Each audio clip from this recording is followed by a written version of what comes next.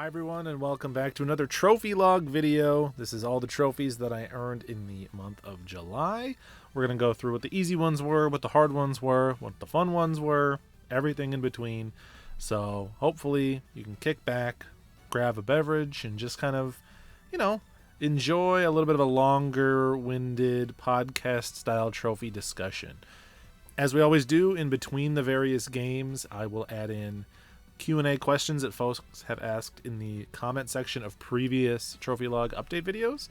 So if you have any questions you want to ask me, trophy related, not trophy related, feel free to put them down in the comments and I will add them to the growing list. We do have a decent pool of them, but we're getting towards the bottom, so more than happy to take more questions. Even if you've asked questions before, feel free to ask more. If there's anything that you want to know, I'm happy to answer it. So starting off this month, it's strange because it starts on July 7th. So there was actually a whole week at the beginning of July where I really didn't play much PlayStation at all. I was out of town and playing a lot of Dragon Quest VIII on the 3DS, actually, which I'm still playing through. Phenomenal game, but not so much time for PlayStation. But when I got back, I focused on cleaning up the last few trophies in Lost in Random: The Eternal Die. If you didn't check out my video discussing this last month, this is a roguelike action game, very similar and very clearly modeling itself off of Hades. There's a lot of Hades DNA here, from the different weapons that you get and just kind of like the general feel of the movement and the dash attack and everything is all very Hades. A lot of the upgrades and sort of like variations to your build feel very Hades. There's like relationships you form with people back in kind of the hub area. It's even got the like sort of 4-zone structure that Hades has. So if you're a big Hades fan, you're going to get a lot out of this one. It's actually really good. When you describe something as kind of like a clone or a copy of another game, it's often kind of derogatory. But I would say that this game goes a little past inspiration into like lovingly copying another game, but they do it quite well, and they do just a few things different. They add their own twists here and there, their own special sauce that makes it like worth checking out. So in terms of the actual trophies that I earned, this Peace Out one, that's basically getting the true ending. This one here, Deal with the Devil, this was the rough trophy for me. So this is one of the dreaded RNG trophies that you'll come across. You have to have 2 corrupted relics at the same time. And a corrupted relic is it's like a rare room spawn that can only spawn once per biome.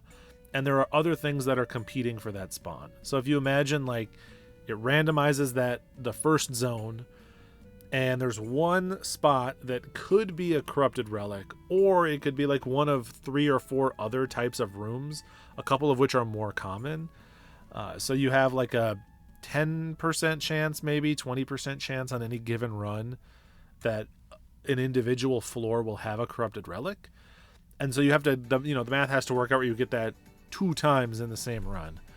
And I had multiple runs where I got a single corrupted relic. I got one in the very first area and ultimately never found another one a second time. And the way that a lot of people grind this trophy out, this is just kind of like a little bit of advice for you. The way that a lot of people grind this out is they restart their runs until they find a corrupted relic in the first zone, and then they go to the end and see if they can find one. And like, I get that that's probably efficient, but I will say anecdotally, the run where I finally got it, I got my first corrupted relic in the second zone, actually, and then I got my second one in the third zone. So I never actually got one in the first zone, which you would think is the way that most people will get it.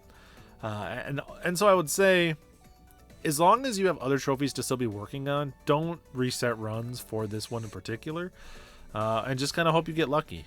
And of course, this is one of those things where it's behind the camera. I'll try to squeak up a little bit here. You can see right below my chest, 28.05% of people have it. Now, we're dealing with pretty low numbers. Only 85 people have earned the trophy and only 300 people have the game. But 28%, it's one of those deceptively difficult trophies considering its rarity. Or it might be one of those where you just get it immediately. You know, you might get this naturally on a run and never think twice about it. This reminds me a lot of when I was going for the Last Guardian and I could not get Trico to poop. This was the cat, bird, dog poop of Eternal Dye. And then on top of that, I got all of Alma's Blessing. Again, to use the Hades analogy, this is essentially filling all the talents in the Mirror of Night. So it's all of the, like, you have kind of passives you can choose, and in each passive you can choose one of two. And this is just basically grinding enough currency to get all of that and be good to go. And thankfully, I was not playing, you know, nonstop from A to B here, but thankfully I got both of these on the same day, so I was able to knock out the Corrupted Relic before my grind for the currency ended, which meant that, like, you know, technically it was not inefficient in any way. And we earned Dungeon Master, which is, I'm really happy with that trophy. This is a really good game, and it's one that I recommend people check out. 2025 release that I think is a little bit slept on. A little bit underrated, and one that I hope more people can find something from. You know, if you're craving that Hades spirit and you're waiting for the proper 1.0 release of Hades 2 and are getting impatient, this is like a really good appetizer in the meantime. Very snappy, very fun. So let's jump to our first question here. We have one more question from Churroboy1014, who asked a couple questions in last month's video.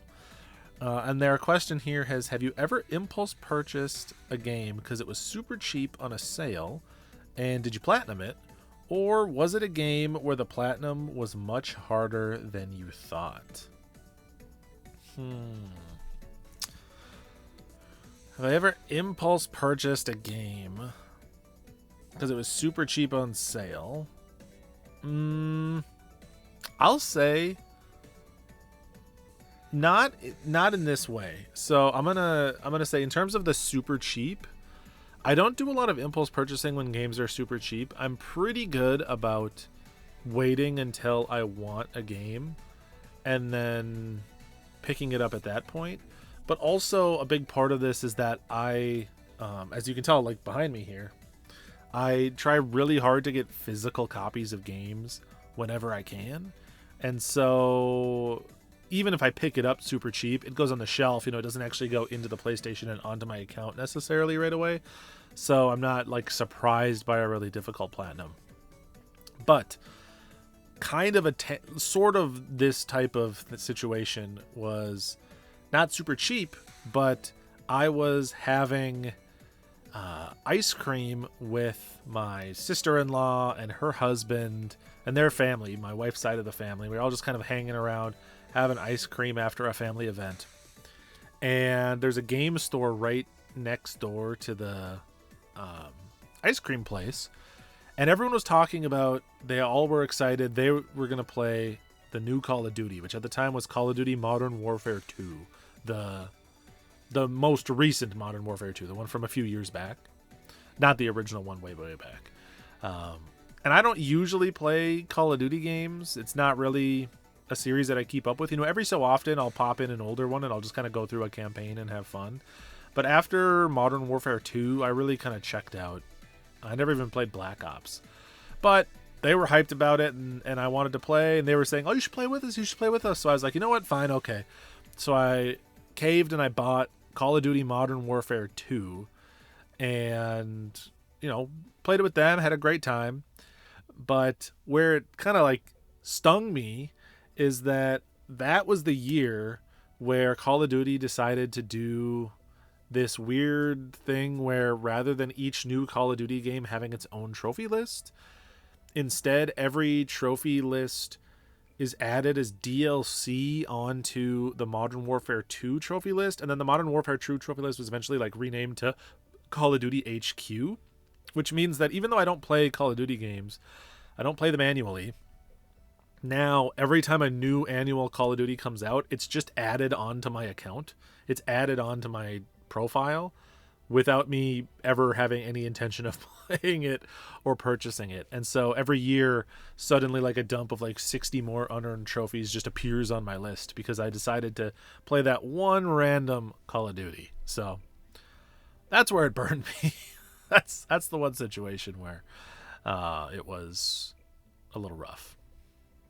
Speaking of rough, by the way, the next game here is another 2025 release. We have Ruffy and the Riverside. So this is an interesting game. I think a lot of outlets pitched this, and even the trailers themselves pitched this game as kind of a Renaissance era 3D platformer, you know, a return to the classics. A lot of Conjuring names like Banjo-Kazooie, Mario 64, Jack and Daxter, things like that. And so, and you look at kind of screenshots of it, and it does give off that energy. You think, oh, this is a 3D platformer for sure. But it's not really. It's using a lot of the like iconography and trappings of a 3D platformer to really deliver more of a puzzle game, surprisingly. The way that the game works is you venture out of your kind of main town, and it looks like a 3D collectathon. You know, there's like coins everywhere, and there's places you can jump all over the place. But in reality, you're going to be solving a lot of little, what I would call like micro puzzles. Puzzles that feel to me very similar to finding a Korok in Breath of the Wild. So, you know, oh, this rock looks like it's out of place. Interesting. Or, oh, there's this kind of cave painting that shows a 2x3 grid of boxes, and then nearby there's a 3x3 grid of boxes. Oh, if I destroy the top layer of boxes and match that 2x3 to the wall 2x3, something will appear. And it's a lot of puzzles like that to get various objects, do various side quests, collect various things. There's really not that much actual platforming. There's not a ton of you making jumps or like navigating spaces hoping not to fall, or, you know, using precision or any of that, or even more of the like collectathon style discovery elements of like, you know, peeking around corners and trying to find little hidden nooks and crannies. It's much more about finding little puzzles and things in the environment that stick out. And because of that, it's a little bit text heavy. It's kind of a chatty game, which is not what I ever want in a 3D platformer. And so I had a little bit of like expectation shock. Now, I'm not saying that this is a bad game. I actually quite liked a lot of the game. Visually, it looks incredible. I do think that some of the writing is pretty fun, and some of the puzzles are pretty fun. It's really just like a matter of expectations, going in and knowing, okay, this is 100% not a 3D platformer. So don't think it's going to be a 3D platformer. But I finished it. Had a good time. We'll look through the trophies here. Really, there's not too much that's difficult. It has, despite everything I just said, it has a 3D collectathon platformers trophy list where you just have to do a lot of various collecting related activities or solving all the side quests.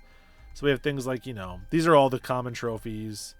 Swap 100 times. Oh, the one thing I didn't mention about the game, kind of one of its core mechanic that ties into puzzle solving, is Ruffy can swap materials. And so you can look at, say, a tree, and you can absorb the wood material, and then look at a metal box, and you can plant the wood material onto that metal box, and now you've turned it into a wood box. Now you can destroy the wood box, or maybe the wood box floats, or something like that. And so you're doing a lot of this property management, you know, almost like alchemy, turning objects into other types of objects, or even sometimes transmuting like properties. Sometimes it's not specifically like the material. Sometimes you're turning objects a different color, or even you're like absorbing the idea of moving up or moving down, and then you're, you know, putting that into like a platform to make the platform move up or down. So you're doing a lot of swapping to solve puzzles, and this swap 100 times is going to happen super fast. I mean, this happened like almost immediately. A lot of these are just going to be various collectible ones. just kind of everything that you're going to get as you play through. There's a couple of maybe slightly more involved ones, but we'll talk about that when we get to the very end here. Before we do, I want to pause and just highlight this one random trophy sitting in the middle. All this adorable, PG, Ruffy and the Riverside, this cute kitty looking game, and then randomly out of nowhere, there's one Resident Evil 6 Everybody Dies trophy. Defeat 100 player-controlled agents and 100 player-controlled creatures. I've talked about this in previous videos, but my good buddy Matt Quo and I have been grinding, boosting up the multiplayer in Resident Evil 6. We're getting very close. There's 4 DLCs. This is the 4th of the 4 that we're on, and this is the second to last trophy. So in reality, there's only one trophy left that we need to earn, and then we'll have all the Resident Evil 6 multiplayer trophies complete.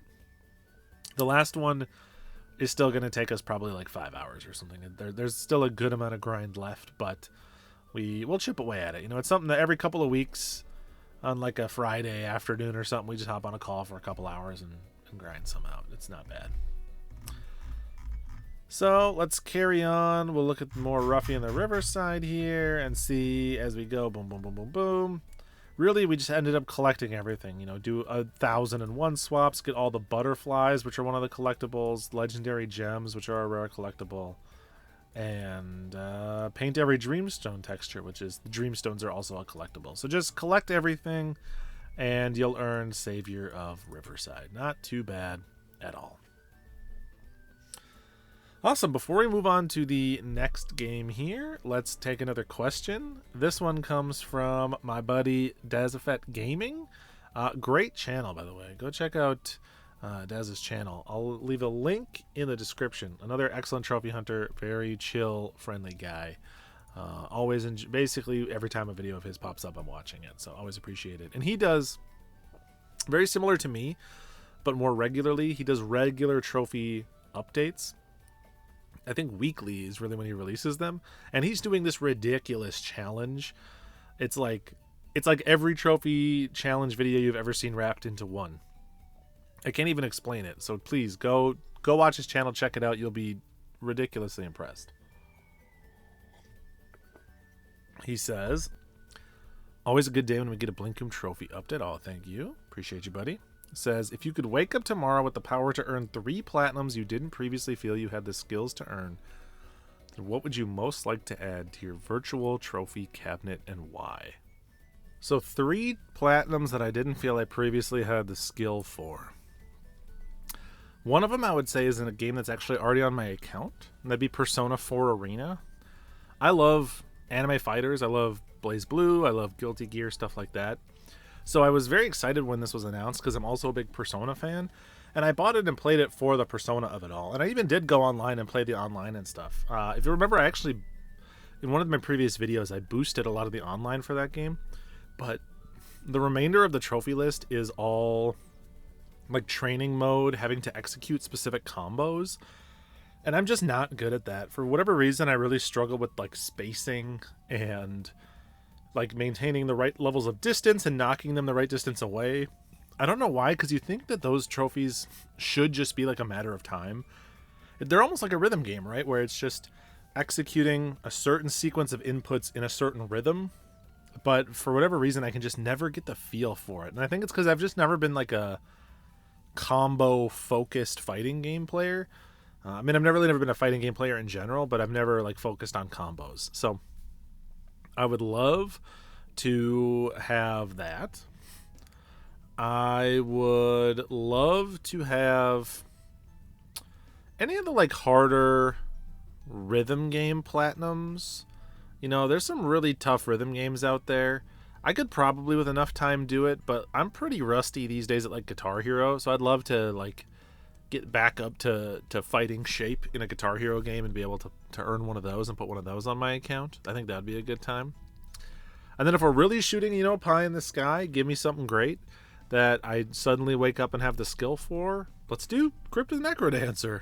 It's a game that I actually enjoy. I have played it before. I'm a big fan of rhythm games. I'd love to actually be good enough and competent enough to get Crypt of the Necrodancer.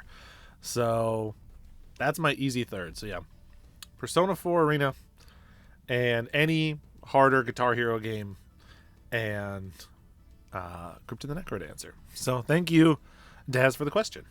Next up here, we have another game that was actually pulled off of my backlog.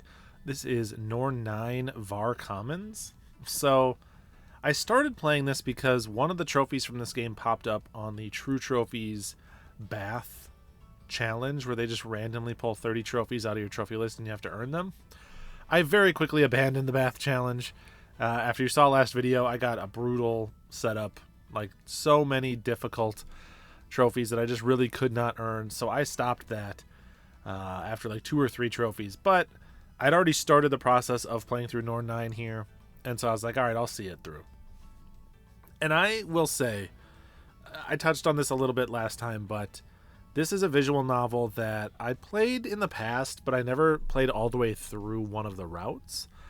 And it just, for whatever reason, it did not grab me at the time. Well, not for whatever reason. I'll just say it wasn't really for me. It wasn't like particularly bad. It's just there was no meat there. Everything was so... It felt like there was no stakes. There's nothing to chew on in the story. Everything just felt like filler leading to something that was never coming. And so I dropped it way back in the day. Now when I went back, I was like, well, it's on my account already. I just want to get through it. And I will say that I auto-skipped through almost all of the text in this game. There's 9 routes you have to play through that correspond to 9 different characters. And I, did the auto-skip text across all of them. And that's not something I really usually like to do. It's not something on my profile that, I would never just put a visual novel on my account and speed through all the text just for the sake of the trophies. But because this one was already on my account and I already had fallen off of it once before, I felt like, okay, it's either just leave it there permanently or auto skip through the text. But I did think it's been 10 years. I should give it a fair shake. And I did do some Googling and I was like, okay, there's 9 routes in this game, 9 different characters you can play alongside. What is the fan favorite? What is the one character that the most people enjoy? And after doing some research on that, I was like, okay. And then I did read that particular character's route legitimately. I did not skip through it. So each route is, if you're playing it naturally, it's 3 to 4 hours. So I did read 3 to 4 hours of this game. And I will say that the route that I read was somewhat interesting. It still suffered from all the problems that I had talked about before, where I still felt like the pacing was really slow. It took way too, of those 3 to 4 hours, 2 to 3 of them were they could be cut in the editing room. But a couple of the big story points and the larger narrative thrust was interesting. I just don't think that it was interesting enough to carry the whole rest of the game. So I do ultimately come down on it not loving it, but I at least, burned through many of the paths. I saw the true path through the game. But before we finish Norn 9, we have to talk about another question. That's right. This one comes in from Vixis City. Vixis City. Interesting name. Says, what is your opinion on the best Persona game and why? Also, which is your favorite of the dancing ones? As a bonus question. And then they say some very nice things about watching the monthly updates. So I really appreciate that you've been enjoying them. Thank you so much for the question, Vixis City. My favorite Persona game is... That's tough. I actually... do I know? I would say it's probably Persona 4. But I think... I also really like Persona 3. But I think I'm maybe biased towards 3 because 3 is my wife's favorite. And I'm like, is it my favorite too? But I might just be letting her enjoy 3. So I think 4 is probably my favorite Persona game. But now, to be fair, I've only played 3, 4, and a little bit of the first one. I've never played Persona 2, and I've actually never played Persona 5. It's one that's still in my backlog, one I still need to get around to. So, I'm going to go with 4. And my favorite of the dancing ones, I've actually only ever played Persona 4 Dancing All Night. So it would be that one by default. But I do really want to play the other 2. Starlight and Moonlight or whatever they are. There's that double pack on PS4 that I still need to pick up and I'm really interested in getting. So thank you for the question. And then we get around to July 10th here. And I was feeling a little nostalgic. while watching some Games Done Quick. So this is the week that GDQ was on, and when Games Done Quick, the speedrun marathon is happening. In my house, we always have it up on one of the TVs, and it's kind of just like a week-long event. We always watch it. And so during that, I'm always looking for something that I can kind of play where there's not a lot of reading or dialogue or story that I have to follow, because, you know, you're kind of keeping your eye on the speedruns and your game at the same time. You're two-screening it. And I grew up playing 3 Extreme on the PS1. And so when I saw that 2 Extreme had trophy support on the, you know, PS Classics program, I was like, all right, I'll go ahead and I'll check that game out. You know, I wonder if 2 Extreme holds up to my memories of 3 Extreme. I will say, after playing it, does not hold up quite as well as I had hoped. Or rather, maybe 3 Extreme was a larger leap than I realized, because 2 Extreme was definitely not fully what I was looking for. But I still had fun with it. It just was not, you know, I left it like, that was fine.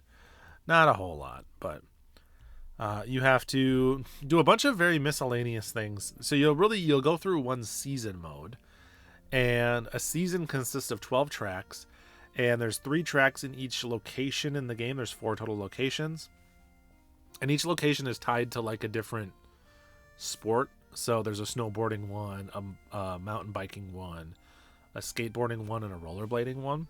You do 3 levels each. And you're doing a combination of trying to get first place in a race while also trying to score points by doing tricks and weaving through gates, and also trying to, you know, kind of like elbow and knock down your opponent Road Rash style. So it's a little Road Rash mixed with like a little Tony Hawk maybe. It's definitely its own thing. It's a weird blend of extreme sports and racing, but those 3 pillars of like combat, score chasing, and placement, there are trophies kind of tied to each of those in different categories. So, you know, finish a race without performing any tricks, finish a race by getting a bunch of gates, finish a race without passing through any score gates, you know, get certain trick totals, getting certain scores from a total number of knockdowns. So you'll do runs where you're basically trying to, like, this is a race where I'm trying to get a ton of trick points, and this is a race where I'm trying to get a ton of knockdowns. And since you're doing that 12 race season, you can kind of space them out relatively evenly. None of them are really too bad.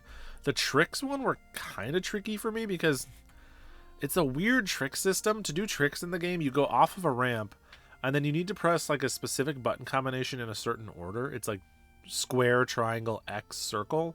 But you can't just like roll your thumb and go ba-ba-ba-ba and hit all 4. Instead, you have to like go like ba-ba-ba-ba, like ba-ba-ba-ba.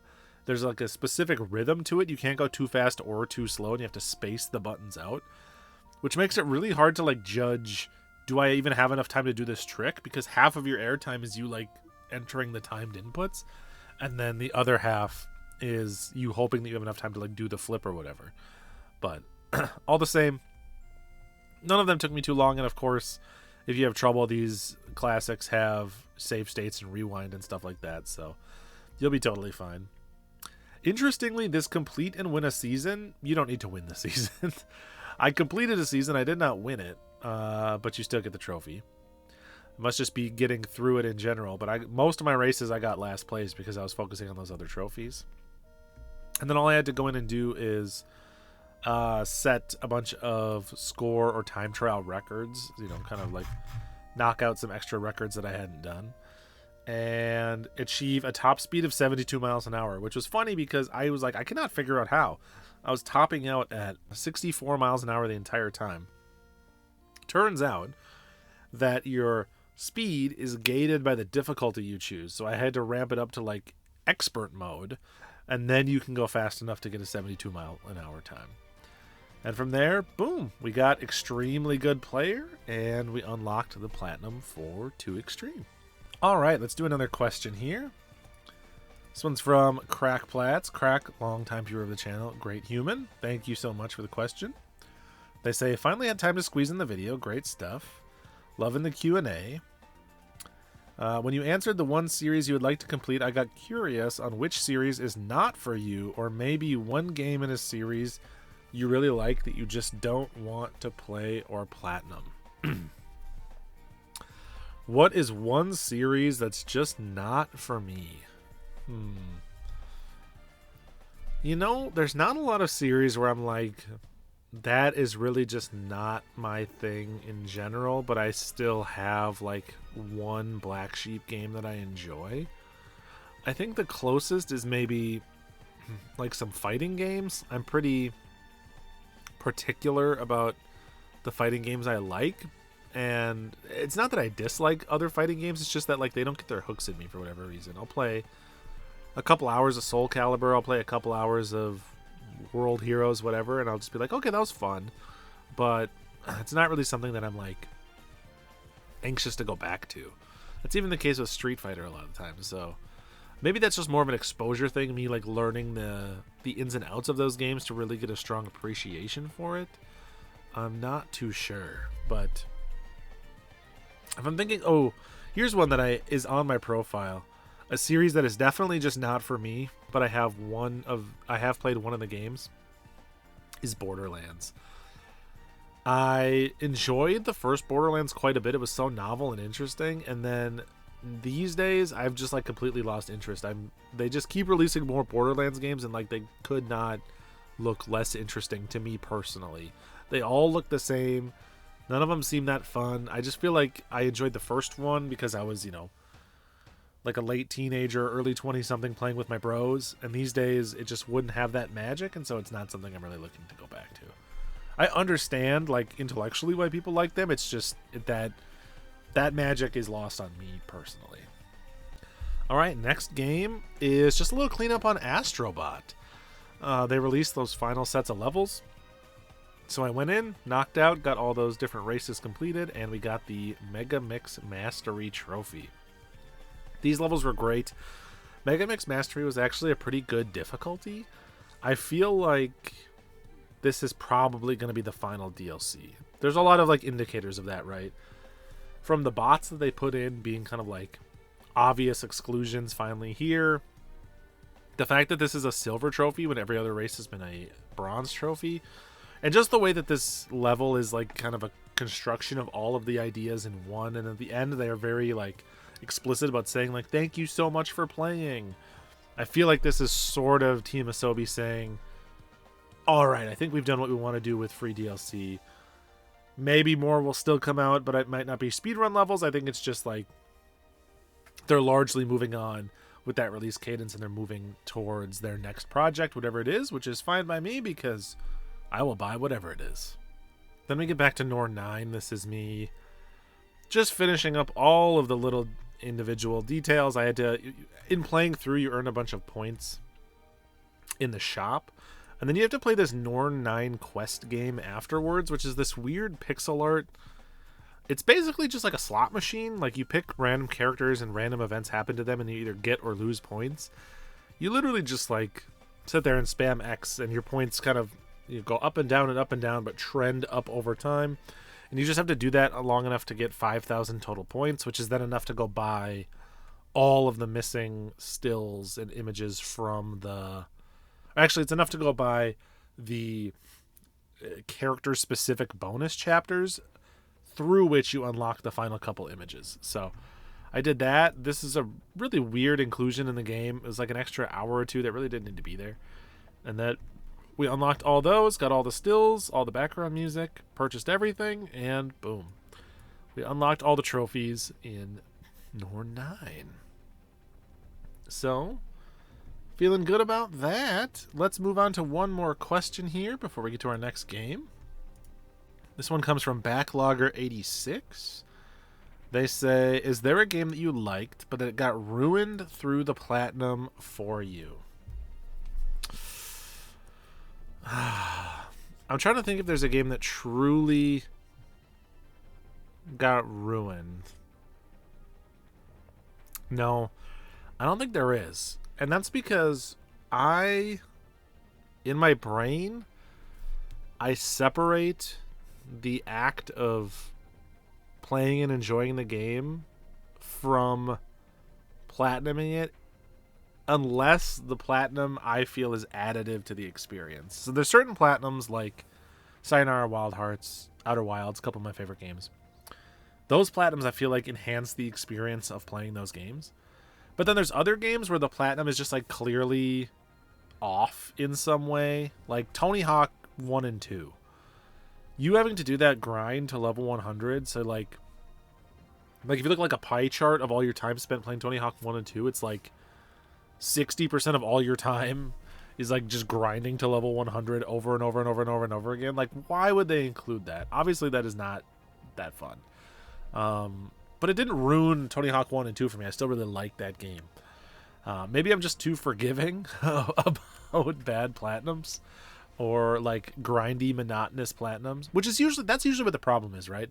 Usually a bad trophy list is one that forces you to stick around way longer than you should in a game. One that forces you to like hang out and just keep doing the same thing over and over and over again. But there's really never been a game that the platinum ruined the game for me, because on top of everything I just said, if I was going for the platinum in a game and it really was not fun, like it truly I was not having any fun doing it and it was just frustrating, I would just move on. I would just abandon it. It's not something where I'm like going to force myself to not have fun just for the sake of getting the little digital icon. Like, sure, I have fun chasing trophies, I have fun moving up my completion percentage, but like you have to, all things in balance, right? You have to know when to walk away and you have to focus on having fun first and foremost. If you're not doing that, you might not be doing it right. Not you specifically, Backlog 86. I'm talking to like a straw man here. I'm not saying that you in particular do it that way, but yeah, good question. Interesting to think on that, right? Because I think that a lot of people do have that experience. I'd be curious to know what other people, like, what are some platinums that you think just absolutely ruin the games that they're in, or at least that are a real mismatch to their game.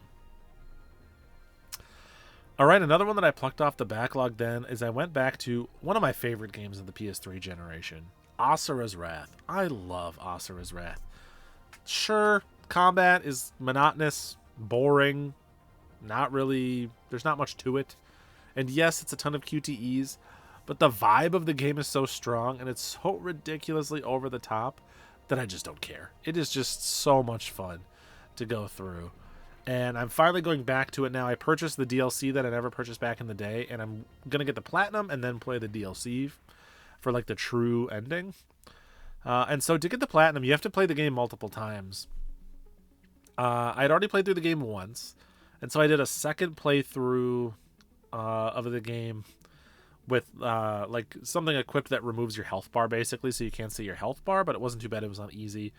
And in my second playthrough, it's been, 11 years since I played Asura's Wrath, so I just did it like a kind of a second casual playthrough, just to like re-experience the game, watch all the cutscenes and stuff like that. Had a great time. That got me up through completing the game with the Blind Master Gauge equipped. Then I did another playthrough with the Mortal Gauge equipped. This is like, it makes it so you take way more damage. I did this alongside going for... I did this as its own separate playthrough. I went for that and just kind of did that on easy and knocked it out. And then that got me all the gauges, and then I focused on some of these other trophies like defeating 300 enemies and getting all S ranks on normal. So to beat the game, you have to get all S ranks on normal and all S ranks on hard, and then do those other special playthroughs with specific gauges. So for most people, it's probably 4 playthroughs. You could probably do it in 3 if you were like really good at the game and could somehow like S rank normal or pass hard with like the Mortal Gauge equipped. But once you have done one playthrough and you need to get the S ranks, you can jump chapter to chapter. Each chapter is pretty short and you might already have some S ranks, so it's almost like half playthroughs. It's really not too bad, and it's just such a fun game that I really don't care. So at this point, the main things I have left are hard mode and a hard mode S rank, and then I'll pretty much have unlocked the platinum, and then I'll go on to the DLCs that I bought. All right, one last question before we move on to the final game here. This one comes from my buddy, the Elite Institute. It says, I missed the Q&A. Dang. You didn't miss any Q&A, buddy. When are you going to finish up Balon? Elite Institute is a man of culture. He's one of the only other people I know that respects Balon Wonder World, acknowledges that it is a good game. I think he actually likes it more than me. He might be the #1 Balon superfan, but at the very least, he's in my corner in defending that game as at least half decent. And when am I going to go finish it up? Eventually. I'm certainly going to do it. It's a game that I enjoy, and it's been long enough at this point that I could probably go back to it and have fun. So the thing about Balon Wonder World's Platinum is that you have to play through the game twice and do a whole bunch of stuff. It's like a long grind for a platformer. It's like 40 hours. And Balon Wonder World's biggest flaw is already that it's too long for its own good. So at this point, it's been long enough. It's been many years since I played it. I probably could go back and have fun again. I'm like about at that point where a fresh second playthrough would feel enjoyable again. And so I'll look up and see what I need to do to line up that second playthrough with the Platinum and hopefully knock it out and get it taken care of. But thank you for the question. All right. My last trophy we're going to talk about that brings us all the way to the end of the month. This is 428 Shabuya Scramble. I did this as part of a backlog challenge run by some friends of mine, a couple of great folks that do kind of like every 3 months they do a backlog challenge where they, using some creative set of circumstances, they pull 2 games out of your backlog and you have to play both of them. If you play them both, they title you a Supreme Gentleman, which I am always hoping to be. And this time I got 428 Shabuya Scramble pulled out of my backlog, and I am so glad that I did because this game is incredible. It is so good. For anyone that's never seen it or played it, this is a visual novel, and I know visual novels are not everybody's thing, but it does some fun things. One, the entire game was shot on real footage or with real cameras, and so you're not looking at like anime avatars that like do little subtle facial expressions. You're looking at like actual actors, photos taken in Shibuya, like in various scenes and circumstances and stuff. So it must have taken them, they basically filmed like an entire, what would be an entire season of a TV show, and then cut that up into small videos and a ton of images that all of the text lines up to. And the structure of the game is that you play as multiple different protagonists, and there's sort of like a choose your own adventure element where you're jumping from one protagonist's timeline to another. Sometimes a protagonist will like get stuck at like a dead end, and another protagonist will have to make a decision that like connects and opens up the path for them. And it's all set on this like real-time system where in the story you're going hour by hour by hour. So you see these trophies for like clear the 1300 time block, clear the 1400 time block. It's called 428 Shabuya Scramble because the entire story takes place on April 28th. It's a single day event.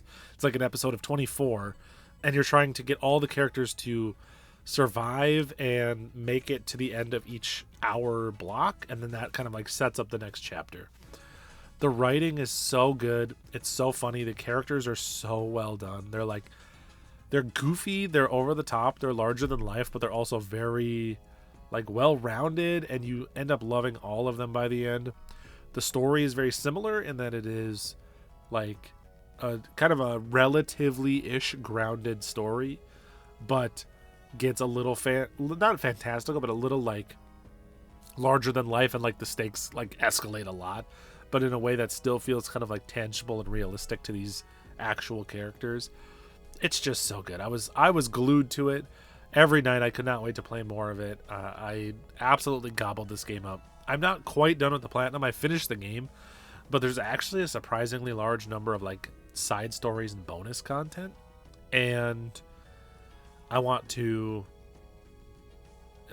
basically see all that through. I'm actually reading all of it, and then I'll have the Platinum. So the Platinum will probably happen in the next month. Certainly it'll show up by the August trophy log video. All right, I think that will do it for us today. So that's everything I earned. Our stats, we're getting real close to 70% completion, which feels pretty good. You know, we're over 11k trophies, 219 platinums. Feeling pretty good. So let me know what you were up to in July, what trophies you earned, any that you're particularly proud of, or just ones you've been chipping away at for a while. Appreciate you sticking all the way to the end of the video. Again, don't forget to leave any Q&A questions if you have any. And I'll see you in the next video. Peace.